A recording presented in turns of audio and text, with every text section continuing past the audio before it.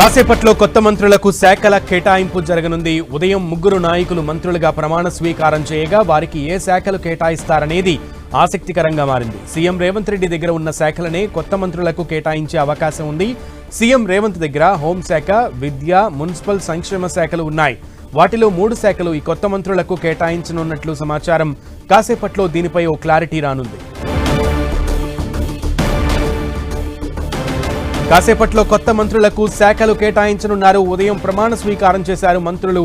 ఈ నేపథ్యంలో ఆ మంత్రులకు కాసేపట్లో శాఖల కేటాయింపు జరగనుంది. ఉదయం ముగ్గురు నాయకులు మంత్రులుగా ప్రమాణ స్వీకారం చేయగా వారికి ఏ శాఖలు కేటాయిస్తారనేది ఆసక్తికరంగా మారింది. సీఎం రేవంత్ రెడ్డి దగ్గర ఉన్న శాఖలనే కొత్త మంత్రులకు కేటాయించే అవకాశం ఉంది. ఇక సీఎం రేవంత్ దగ్గర హోంశాఖ, విద్య, మున్సిపల్ సంక్షేమ శాఖలు ఉన్నాయి. వాటిలో 3 శాఖలు ఈ కొత్త మంత్రులకు కేటాయించనున్నట్లుగా సమాచారం. కాసేపట్లో దీనిపై ఓ క్లారిటీ రానుంది.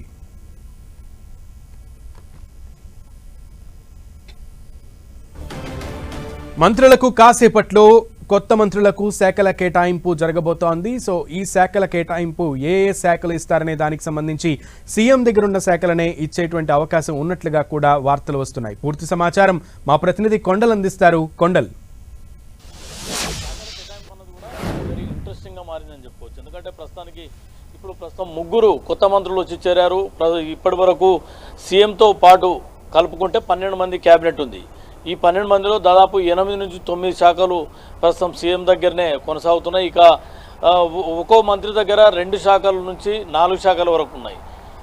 4 శాఖలున్న మంత్రిగా పొంగులేటి శ్రీనివాసరెడ్డి ఉన్నారు. రెవెన్యూ, హౌసింగ్, అదేవిధంగా ఐఎన్పిఆర్ అతని దగ్గరనే ఉంది. తర్వాత స్టాంప్స్ అండ్ రిజిస్ట్రేషన్ 4 శాఖలు పొంగులేటి శ్రీనివాసరెడ్డి కొనసాగుతున్నారు. ఇక 2 శాఖలుగా ఉన్నవాళ్ళు పొన్నం ప్రభాకర్ దగ్గర 2 శాఖలు ఉన్నవి. అదేవిధంగా కొండా సురేఖ దగ్గర 2 శాఖలు ఉన్నవి. ఉత్తమ్ కుమార్ రెడ్డి దగ్గర సివిల్ సప్లై అండ్ ఇరిగేషన్ ఉన్నాయి. మొత్తానికి చూసుకుంటే ఈ శాఖల నుంచి విభజన జరుగుతుందా, లేదంటే సీఎం దగ్గర దాదాపు 8 నుంచి 9 శాఖలు ఉన్నాయి.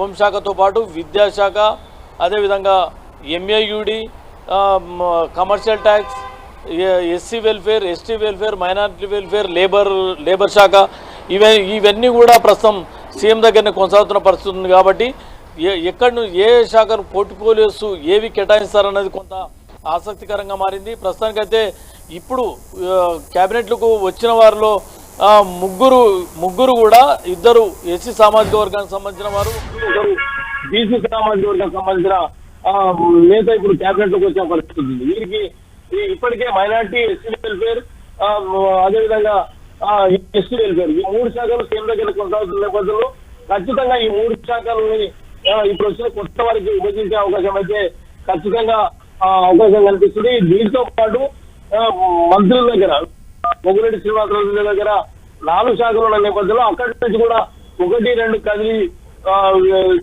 1-2 అక్కడి నుంచి తప్పించి వేరే వాళ్ళకు బాధ్యతలు అప్పచెప్పే అవకాశం కనిపిస్తుంది. ఇక సీఎం దగ్గర ఉన్న 8-9 శాఖలో ఈ 3 శాఖలు పోను ఇంకో 2-3 శాఖలు అవకాశం ఉంది. అయితే దీంట్లో సీఎం దగ్గర కొనసాగుతున్న విద్యాశాఖ అనుకోండి, ఎంఈడి అనుకోండి, హోంశాఖ అనుకోండి, విద్యాశాఖకు సంబంధించి తన దగ్గరనే విద్యాశాఖను ఉంచుకుంటానని చెప్పి సీఎం రేవంత్ రెడ్డి ఇంతకుముందు సందర్భంలో చెప్పిన సందర్భం ఉంది. ఎందుకంటే విద్యాశాఖలో అనేక సమూల మార్పులు తీసుకొస్తున్నాం, సంస్కరణలు తీసుకొస్తున్న నేపథ్యంలో వీటన్నింటి పట్టాలెక్కించేందుకు తాను స్వయంగా తన దగ్గర ఉంచుకుంటానని చెప్పి సీఎం రేవంత్ రెడ్డి చెప్పిన పరిస్థితి ఉంది. ఇక ఎంఏయుడి మున్సిపల్ అడ్మినిస్ట్రేషన్ సంబంధించి కూడా అత్యంత కీలకమైన శాఖగా అని చెప్పుకోవచ్చు.